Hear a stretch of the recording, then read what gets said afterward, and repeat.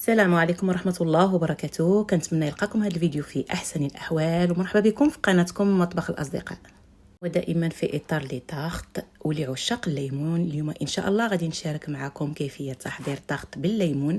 غادي نديرو وحدة عائلية وغنديرو بعض لي طاخت فرديين.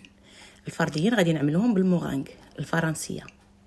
من بعد ما حضرت العجين غادي نخلي لكم الفيديو اللي نزلته من قبل على القناة في صندوق الوصف مع المكونات. ضروري ما كنخدموا بالعجين وهو بارد.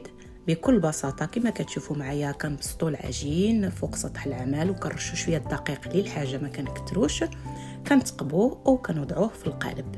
هنا القالب عندي فيه 22 سنتيمتر دو ديامتر.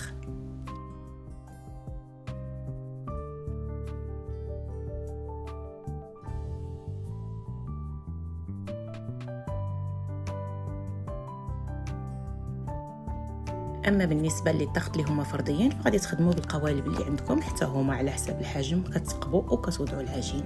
من بعد غادي نرجعوهم للثلاجه على الاقل يبقاو 10 دقائق. خاص ضروري يكون العجين بارد قبل ما كنوضعوه في الفرن باش الجناب ما كينزلوش. من بعد الوقت الكافي كنخرجوهم من الثلاجه وكنوضعوهم في الفرن اللي سخناه من قبل على 180 درجه. كنخليهم يطهاو ديك 20-25، يعني كتراقبوا ملي كتشوفوهم تحمروا راه كتخرجوهم. الوقت هذا غادي نوجدوا كريمه الليمون. عندنا 6 البيضات، 180 غرام ديال السكر، 190 غرام زبده، 15 غرام ديال النشا، 120 غرام عصير الحامض عصير الليمون، قشور حامضه كامله كنحكوها مزيان. كنوضعوا عصير الليمون في كاسرول فوق نار متوسطه. غادي نضيفوا عليه قشور الليمونه، كنضيفوا نص كميه ديال السكر وكنحركوه شويه ونخليوه يتغلى. بين ما السكر كيذوب والقشور حتى هما كيطلقوا بنتهم في العصير. من جهه اخرى غادي نصبوا نصف الكميه ديال السكر اللي بقات لينا فوق البيض وكنبقاو نضربوه بالفوي. كنبقاو نضربوه مزيان حتى كداك السكر كيذوب لينا في الخليط. من بعد هنا غادي نضيفوا النشا اللي نقدروا نعوضوه بالدقيق مغربل، ضروري يكون مغربل باش ما كيكون لناش داك الحبيبات. صافي هنايا كنبقاو نضربوا مزيان حتى ما كيبقاوش داك الحبيبات ديال النشا في الخليط. ومن بعد ما غلى لينا العصير عصير الليمون كنضيفوا كميه قليله في الاول، كنبداو نمزجوه مزيان، كندخلوه كنطلقوه، ومن بعد عاد كنضيفوا الباقي ونعاودوا نمزجوه من جديد.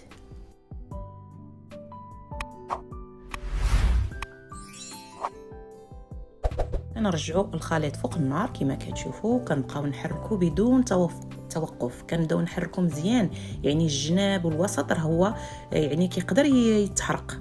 ولا شفنا البوطه مجهده كنقصوا منها شويه وكنكملوا. كياخذ شويه د الوقت باش كيبدا يتقال، ماشي بحال لا كريم باتيسير. كنبقاو نحركوا حتى كيبدا يتقال. ومني كيبداو يبانوا لينا الفقاعات كما كتشوفوا هنايا غادي نتسناو واحد تقريبا دقيقه نحركوا من موراها. عاد كنزولوا من فوق النار، كنزولوا من فوق النار. ضروري اننا كنبقاو نمزجوا، كنكملوا في التخلاط لان السخونيه كترجع عليه ويقدر يتحرق لينا من التحت. وما حدو سخون هنايا كنضيفوا الزبده وكندخلوها مزيان في الخليط.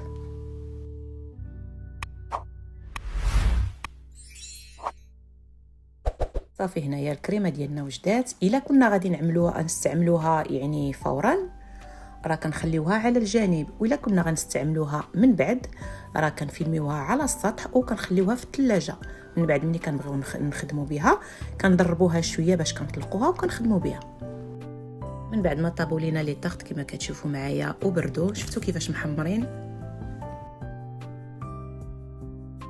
كنبداو نعمروه في لي ميني طاخت. بالنسبه للميني طاخت ما كنوصلوش حتى الفوق بكريمه ديال الليمون، يعني كنخليو واحد البلاصه اللي غادي نديرو فيها لا مورانغ الفرنسيه. اما لا طاخت الكبيره فتقدروا تطلعوا حتى الفوق، يعني حتى الفم كتعمروها. بالنسبه لي انا راه ما عمرتهاش حتى الفوق، هذا اختياري. انتم كديروا اللي بغيتوا، ما تعمروهاش حتى الفوق او تعمروها حتى الفوق.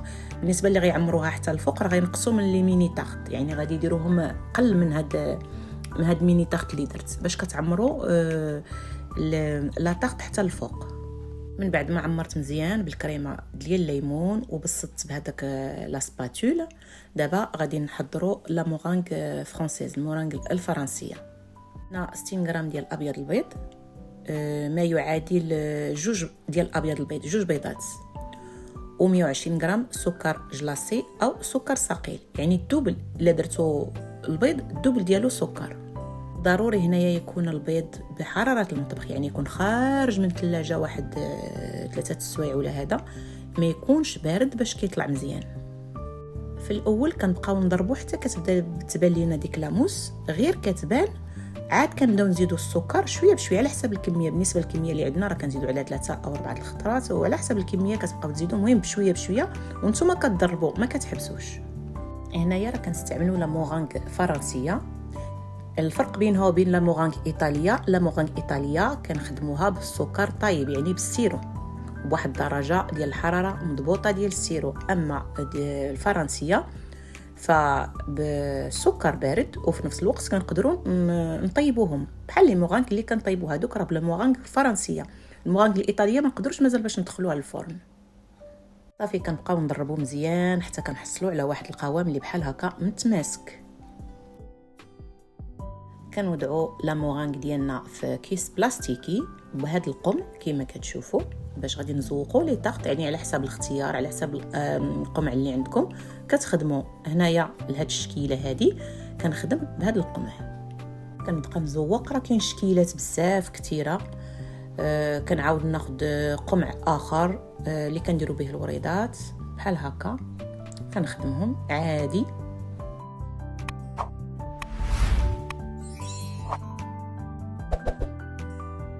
اما الاخير فاختاريت اننا كنبداو نوضعوا لا مورانغ غير هكا بعشوائيه بالمعلقه فوق لا طاغط بحال هكا.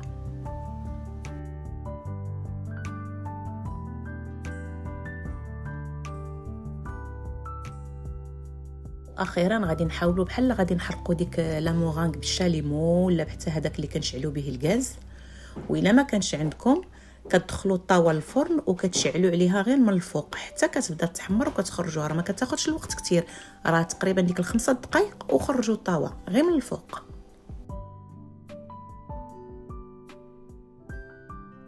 كنبدا نزوق بقشور الليمون خضر. الا عندكم، ما عندكمش كديروا حتى الصفر ماشي مشكل، ولكن الاخضر كيجي المنظر ديالو احسن.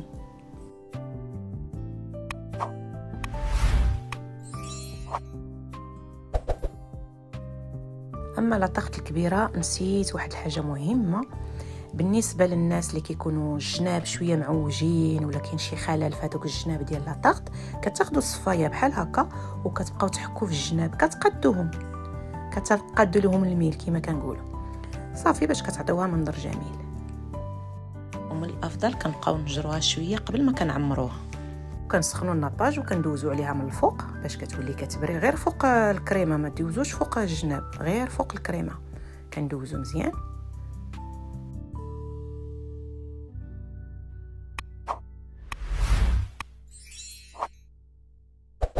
ومن بعد كنبدا نزوق حسب الرغبه، يعني لا عندكم الليمون هذاك الليمون الخضر كتزوقوا به، الا ما عندكمش، الا عندكم الصفر ما ديروش لان الصفر فوق الصفر ما كيبانش. مازال هذيك اللي في الصغار اللي فيهم لا مورانغ كتبان لينا ديك الصفوريه، اما الا كانت هذه غير كريمه الليمون وديروا فوق منها الصفر راه ما كيبانش، يعني بلاش تخليوها غير هكا راه مزيانه. وهذه هي النتيجه اللي كنحصلوا عليها كما كتشوفوا معايا. وغادي نقول لكم بالصحه والراحه. فكالعاده ما تبخلوش عليا الا عجبكم الفيديو، ما تبخلوش عليا بلايك وبالاشتراك وتفعيل زر الجرس ليصلكم كل جديد، لما لا تبارطاجيوه مع الاحباب والاصدقاء لتعم الفائده. وغادي نقول لكم الى اللقاء مع وصفه اخرى ان شاء الله.